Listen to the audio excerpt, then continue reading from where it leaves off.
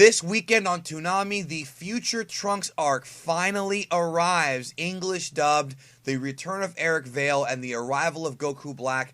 Tons of curiosity in the fandom about how this dub's going to go, but before we get to that, I want to discuss and take a look back at the Universe 6 versus Universe 7 tournament, the Champa arc, so to speak, and talk about the English dub. The final episode, which is the last one of the Potafeu arc, just got done airing, so I wanted to kind of have a discussion about, you know, the dub and pretty much, you know, did we feel it was accurate? Did we feel the voices matched up with the Japanese version? How was the script? And pretty much just do a review of how Funimation, Sabit, Okratron, how they handled this dub, or at least this arc, excuse me, in Dragon Ball Super. So joining me on this video, a man who needs no introduction. It's been a while since he's been here, but we've done all kinds of videos about dubs and voice acting, because he's one of them. And, you know, it's one of those things where I'm happy to have him back because I think it's a perfect topic for him. Please welcome MasakoX. How are you? Hi, Geekdom. I'm doing really well. How about you? I'm good, man, talking about this dub. And it's funny because you and I were having discussions about this dub before the dub even came out because we were using voices from Xenoverse. But yeah, there have been some casting changes, interesting ones, and some interesting choices. So it's almost like we're doing an update to those videos. Yeah, it's just like a follow-up to the Xenoverse reveal when everyone, like, lost their minds. But yeah, as you say, there have been some modifications to the cast list, and we're just going to discuss about whether they're actually for the better or for the worse. Yes, we have tons to talk about. Now, I want everybody in the comments, of course, leave your comments and let us know sort of, you know, how you felt about the dub and how did you like it more than the Japanese version? Did you think that Shemmel delivered? Did you think that the new voices were good? Let us know for sure. And if you have not seen that dub, cheap plug, but why not put it in there? Verve is my Super Review sponsor, and Crunchyroll is the company that owns Verve, but Verve now has the first 39 episodes of the dub, so you can watch all this stuff on there and see it for yourself. If you have not seen that dub yet, there are places to watch it now. Plus, Funimation.com also has it. So Masako, man, let's get right into it. I want to first open up with the pre-tournament kind of voices that we saw, which is Champa and Vados, Jason Libre, Caitlin Glass. I don't think there were that many differences between their performances in Super and their performances in Xenoverse. I feel like Champa, I was worried about it. You and I did a video a while back about it, and I think when the episodes aired, I saw some criticism, but I thought that Jason did a pretty decent job with Champa. I can't really hate it. I thought he captured the immaturity and the funniness of the character pretty well. What do you think? Yeah, I would have to agree. Basically, I was a little bit skeptical at first with Champa, but then we have to remember about the alcohol that he's based on, and that is champagne. It's meant to be decadent. It's made to be quite explosive and fiery, and now you kind of get the idea about Champa's personality now that we've seen him more in the Japanese dub. When you actually look back to the whole thing we did in Xenoverse and now in the dub, considering that we were going straight into the first bit of original Super content in the dub, so we were going into new territory, I think everything was fine. I mean, luckily with Champa and Vados, they had some time to bed their voices in, so they got a little bit of warming up time, and I think they hit the ground running just fine. I agree with that, yeah, for sure. And that's the good thing about the video games is we get previews of the voices. It gives them a chance to get used to it. Plus, the beautiful thing is that we know that people at Funimation are watching the Japanese version. So even though the Tournament of Power is way past all this, you can always, as a voice actor, reference newer episodes to kind of see where the character goes and maybe incorporate that into your performance. I don't know if that's a good idea because the Japanese don't have that advantage, but why not use every trick you can, right? I would say make the most of it. If it's there, it's there. I mean, I think with Caitlin Glass's Vados, she knocked it out of the park because, you know, she's had some experience with the game. You know, she's a very talented director, and, you know, she's a good old close acquaintance of mine, you know, so she's, you know, really good to see her on good form here. This is the kind of character that suits her down to the ground, and I just can't wait. I cannot wait for the Tournament of Power. The amount of sass that Vados has, it's going to be brilliant. Agreed. I can't wait. And I wish she had more lines, but what can you do? Also, for those wondering, yes, we are talking about Brian Drummond a little bit later on, so we're going to get there, I promise, because that's a big one. A couple of ones that I absolutely adored, Masako, man, there's two. First of all, Zuno, voiced by Daniel Penz, he only had like one episode, but that line where he had to like read that long line of dialogue about the history of the Super Dragon Balls is such a challenging line. He nailed it. And then one that I was pleasantly surprised with was Damon Mills as Monaka. Now, I don't know if we should talk a little bit about Damon Mills as Frieza, but I think that his Chris Ayres impression is phenomenal. I really do think so. People couldn't even tell it was a different guy. But I think his Monaka, man, I loved it. I mean, I don't know about you, but I personally loved it. Yeah, absolutely. I can imagine that Mr. Sabat kind of got the idea that Monarca's meant to just be this just a guy who's been basically paid off by Beerus to just do all this, and he's just like, oh, okay, Damon, I just need you guys to sound like a total nerd and just run along with this thing. You're gonna get a lot of money, so just like act like you don't give a damn, okay? But no, Damon Mills is a really good upcoming talent, and as you say, his Frieza is really good because now that I think the team know that Chris Ayres' Frieza is beloved by the vast majority of the fandom, so they just say, yeah, just get close to that, and we should be able to ride it out until Mr. Ayres is ready to come back and reassume the role. And he nailed it. I mean, because that's not that easy to nail. But the thing about Damon Mills, why I have a weird kind of a support for that guy, is because he started off being a YouTuber. He's a young dude. He was doing voices for fun. He's just we unlike these other guys who there's respect there, but a lot of these guys like Sabbats and Schemmels and whatnot, they started when we were young, and we didn't really see them kind of grow. I mean, we did, but not like Damon, who's like younger, and he's kind of like the guy you want to root for because he's in there doing big roles. Because Monaka's role is big for this arc, but Frieza, I mean, if he's going to come back and voice Frieza in the Tournament of Power, that's a lot of stuff. That's great. Yeah, and I think if he did do the Tournament of Power, if Chris Ayres was ready to come back and had recovered, they'll probably just wait until the end of the arc and, not do like a cast swap in the middle of it, just to kind of keep consistency. Yeah, that remains to be seen because Chris's issues are, they're well documented, but we did all come together as a community and raise money to help him out. Absolutely. That was like the proudest thing of last year, dude, when it comes to Dragon Ball fandom. Absolutely. I think. No, it was, and we all kind of helped a little bit, so, hopefully he'll get better. Let's talk about, a couple of smaller ones. The referee, Chris Burnett, I thought he did a fine job. There's not too much to really dissect there. Let's talk about Team Universe 6. Starting with Botamo, who was voiced by Chris George. Not too much for him to work with, though, Masako, man. Because Botamo doesn't talk that much. No, I mean, all he does is kind of just go,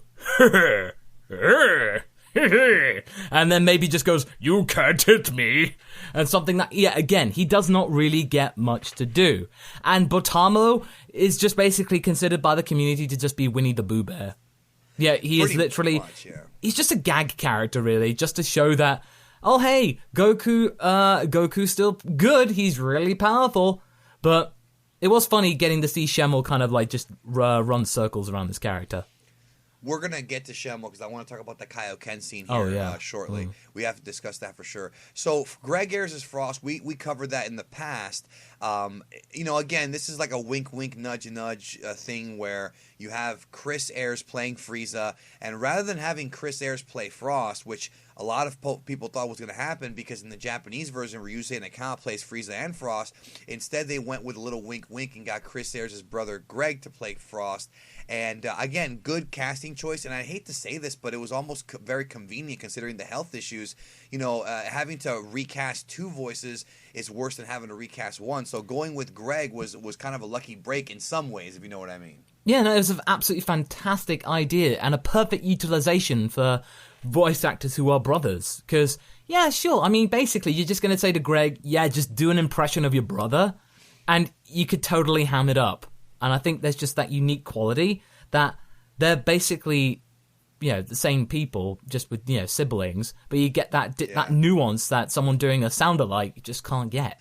Right, and again, it's just one of those things where most of the casual fans who don't care about voice acting, just watch the show, they might never notice it. But for the ones that do, that's a little wink to them. I mean, there's tons of Chris Evans impersonators, but getting his actual brother in there, is pretty cool. Let's talk about Clifford Chapin as Cabba, and if I mispronounce his name, my bad. I think it is Chapin. I don't think it's Chapin. I think it's Chapin. But this guy is one of my favorites on Twitter. Clifford is. Here's why I like him. He's like Damon Mills. He grew up an anime fan.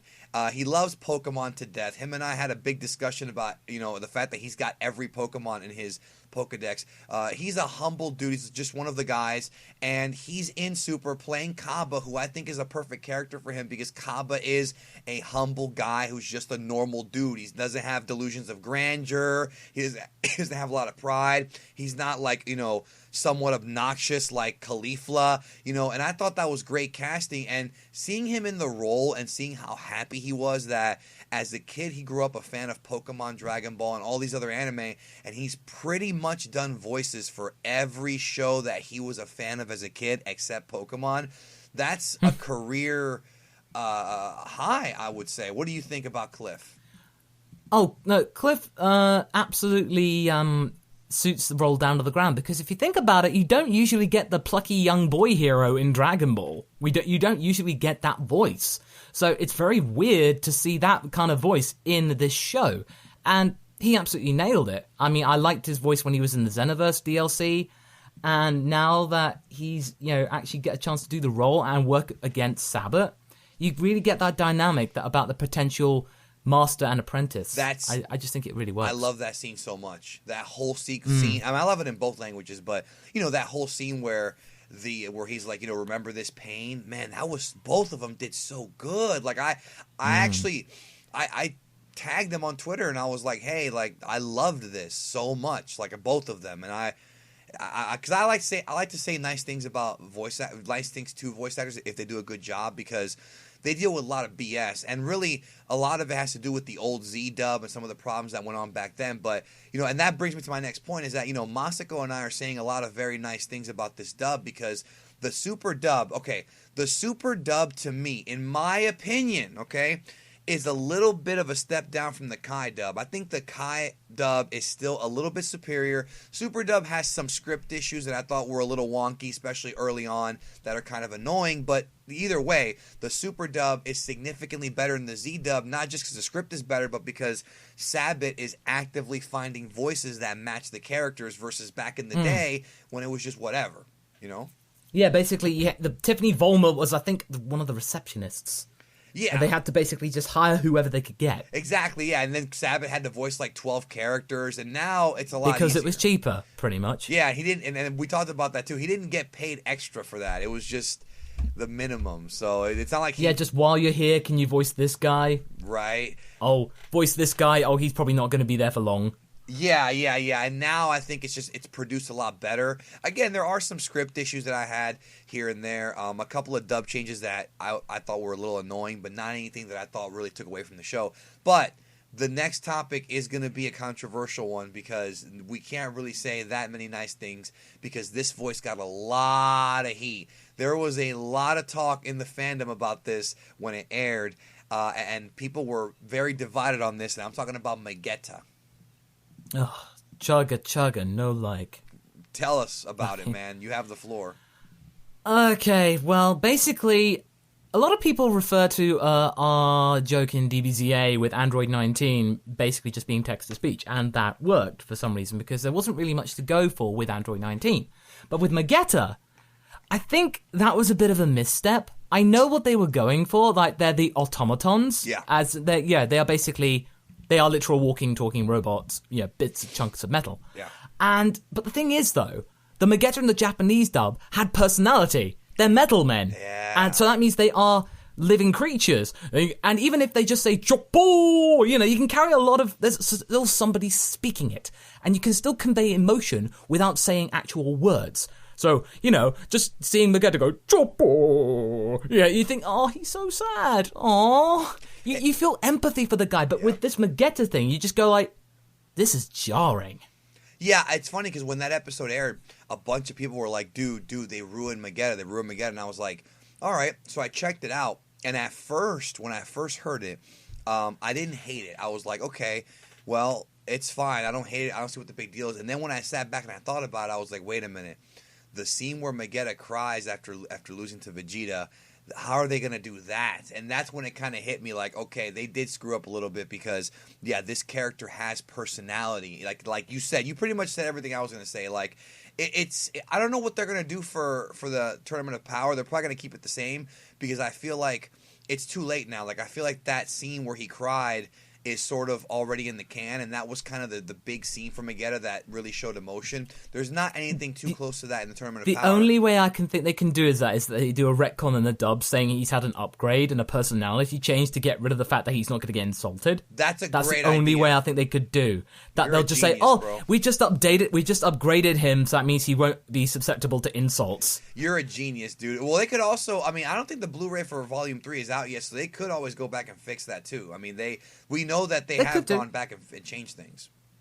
Magetta doesn't really have that many lines, so it can be done. And I know a lot of people are going to say, "Oh, it's only Magetta. Who cares?" But a lot of people care. Yeah, dude, I cared. People were upset that night, man. I got. Yeah, it was just such a disconnect. Yeah, I agree. That's the one they dropped the ball on. Now, speaking of changes, we got to talk about the assassin hit.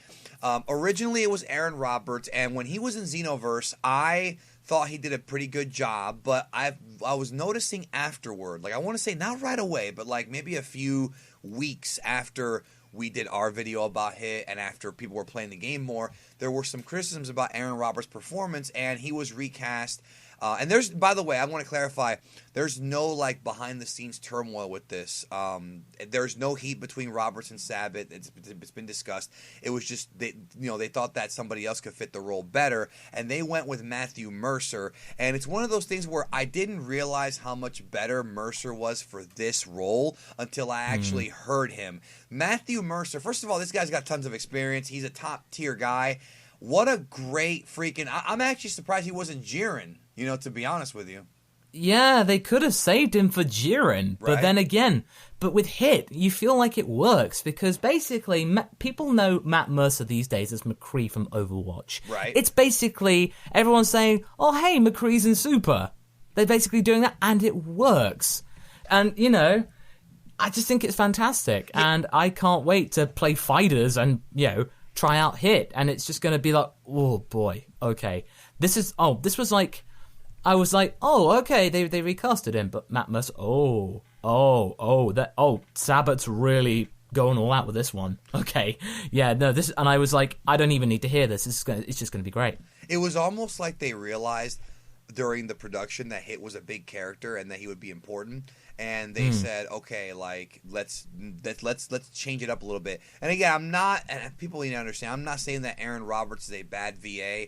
Obviously, when they first were doing Xenoverse, that character was a surprise character that was not unlockable. He was in the game. So when that was going on, the arc had just finished airing in Japan. The dub didn't even begin to do this arc, and not even close. So I can understand why they would just choose Aaron as sort of like the first choice. And then when probably Sabat and them got to see the episodes and write the script, they were like, okay, let's make some modifications. But no, I think Mercer, he was great, and I think him and Schemmel, and we're going to talk about that scene here in a minute, had an incredible scene. And I love how he played this like serious stoic assassin. And even though the only thing I have to say is that the Japanese Hit does sound a bit older. And he's 1,000 years old, so it makes sense. But that's the only small little thing that I think they could have modified. But what more can you do, bro? Because Mercer sounds like a badass, and that's all that matters anyways. Especially to the kids. Yeah, I think basically when they get round to the arc after the Goku Black arc, where basically it's Hit versus Goku round 2, I think they will do some modifications. They will do some slight tweaks, and they'll age Mercer up a bit. Well, the big one's going to be Goku Black, which we're going to find out about very soon because it's coming up. So that's going to be... Well, actually, they did modify... I will say one thing, is that the Goku Black Rose from Fighters is slightly different, and people have received it well. Yes. It's calmed down. Oh, it's not as elaborately British as it was. It's calmed. He's taken it down a notch. So that's all I'll say on that subject. He's saying your people are evil, Masako, bro. That's what they're saying right now. No, it's just like we don't exactly sound like this all the time.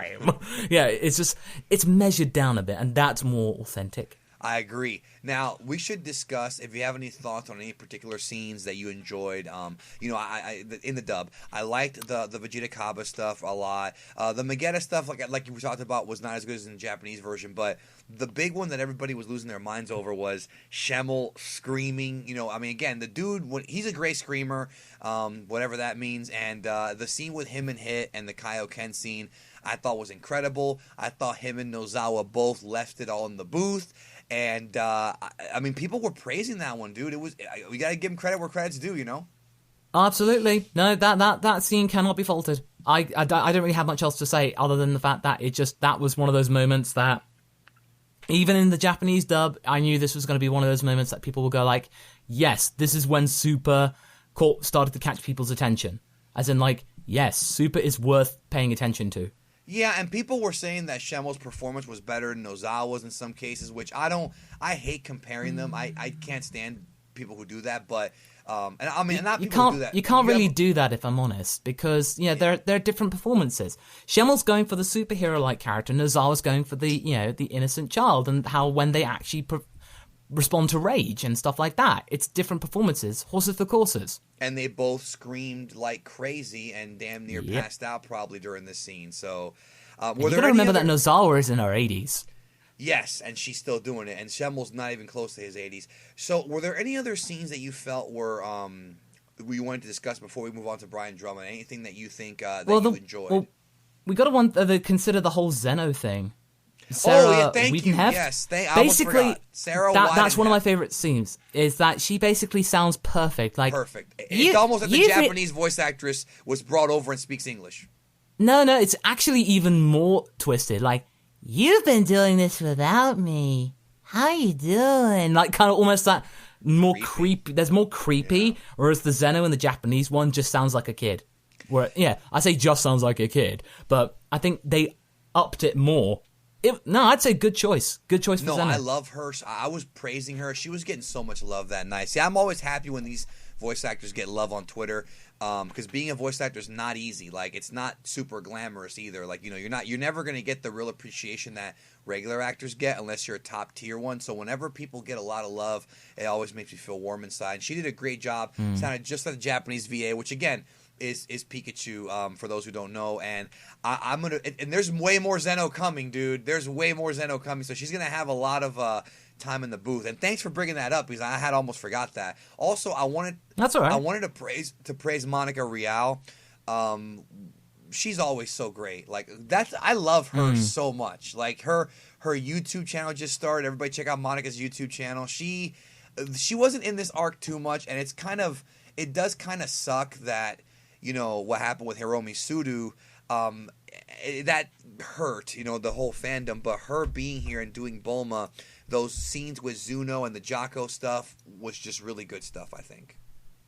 Oh, absolutely. No, definitely. Brian Drummond. Now, let's talk about Brian Drummond. I'm not even going to BS people. I had known about this for a while, and I kind of kept my mouth shut because of the fact that he's coming to Kamehacon, and, we all kind of know each other. But when I first heard about this, the first thing I thought was, boy, the old school fans are going to freak. And they did. They brought Brian Drummond back to voice copy Vegeta. I mean, what a perfect casting choice.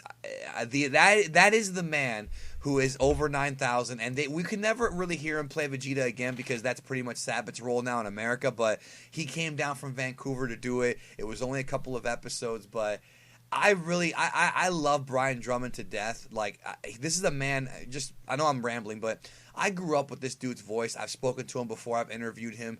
For a guy who's such a legend, he's one of the most humble people ever, and I hope he comes back and does voices in the Tournament of Power. I really hope, Masako, that for the Tournament of Power, they dig up some old Ocean dub actors and bring them back. Like, maybe, have, like, Saffron Henderson voice Ribrianne or something. I would think that would be a great Easter egg for the longtime fans, and this was an incredible Easter egg. So many people were freaking out over it. Funimation on Twitter was like, and all over social media, oh, we got Drummond, he's back, and he nailed it. It was so much fun. Like, this is going to sound absurd coming from me. I enjoyed the Potafeu arc dubbed more than subbed. Yes, it's pure nostalgia. Yeah. That arc was not very good. It's pure nostalgia, but because Drummond was there, I liked it more. Of course, absolutely. No, the Drummond factor saved that arc in the dub because we knew that arc is a bunch of nothing. The only benefit we got was seeing Vegeta with the pacifier. That was the only thing that we got to see. That saved that arc in the sub. But the dub just brought that whole dynamic of Brian Drummond, and you just think, Sabbath, you're a genius. You're a casting genius. That was a masterful choice. Yeah, he's working with he's working with Sabbath together, and it's one of those things where this only works for the dub, only because in Japan you don't have that many recastings like we had here. We've gone over in the past like the whole history of English dubs and how many there are. There's just so many different English dubs, and this only works. This Easter egg would only work for us, for the longtime hardcore fans of Dragon Ball who grew up with the different dubs. It wouldn't work in Japan because, Horikawa did both. It's just something special for us. So, I mean, do you agree that it's better dubbed? I mean, it's hard to say that because... Oh, it's better dubbed, no question. And it's all nostalgia-based, so... Yeah. No, it added something. It added another hook to that arc. And I'm thinking, okay, this has made it even more tolerable because... Everyone was going like, oh, we're going to have to deal with that arc. Seeing Brian Drummond, it got people wanting to see and hear more. Yeah, and I loved it. I loved it to death. Now, coming up soon, we have the Trunks arc, and the thing about the Trunks arc is that it's very, very minimal because of the different characters. There's not that many characters that are really involved in this arc, like the Universe 6 arc. Most of the Trunks arc is going to be Sabbath, Schemmel, Vale, James Marsters, not even a secret anymore. Ian Sinclair, Beerus Weiss, and that's pretty much it. And Monaka, that's it. That's pretty much it. As far as doing a lot of voice work, not too much Gohan. Most of everybody else sat out for this arc, so it's going to be a lot of weight being put on those characters. So when we come back and review that arc, it'll probably be just a focus on those voice actors versus all of these, because these are all relatively new to the series. Well, not Drummond, but you know what I mean. It's been a while. Well, one thing that we can talk about definitely is seeing the return of Colleen Clinkenbeard as Mai. That's true. Actually getting to play future Mai. That's true. That is going to be cool because I'm not going to lie, future Mai is probably one of my favorite characters in Super because she's a regular human and she's been able to hold up Goku Black. And you think, damn. I think that she is one of those characters that deserves recognition, and to actually see Colleen actually take on that character and be able to do the adult version alongside the kid version, you think, oh, that's going to be great. That's gonna be a nice breath of fresh air as well. No, I agree with that. Completely went over my head. I completely forgot that she's super important. And of course, we've got the Pilaf gang in there, Chuck Huber. They have some good stuff there, here and there. But it'll be a lot of Monica Rial and a lot of Sabbath and a lot of Schemmel and Eric Vale. And Eric Vale's going to get about 20 episodes to himself. And well, to be fair, he's had good practice of doing hundreds of hours of Xenoverse 2. And I like the fact that he's older now, and Trunks in the series is older, so his voice... Yeah, Trunks is in his 30s or something. Yeah, exactly, and I feel like that's good because it's going to match up with the character. So let us know what you think in the comments of the Universe 6 and 7 dub. Did you like it? What did you not like? And everybody remember to check out MasakoX's channel. I will leave links down below. Do you have anything else you want to say before we get out of here? No, not really. Just to say, just keep on supporting the official release, and just keep on supporting Super. This weekend, Future Trunks arc begins, so it's going to be a big one. I do think that there's going to be a lot of attention put on it because episode 47 is the highest rated episode in Japan. Now, I'm not saying it'll be the same here, but eyeballs will be on this thing week 1 for sure. Yeah, definitely. Thank you so much, and we'll talk to y'all later.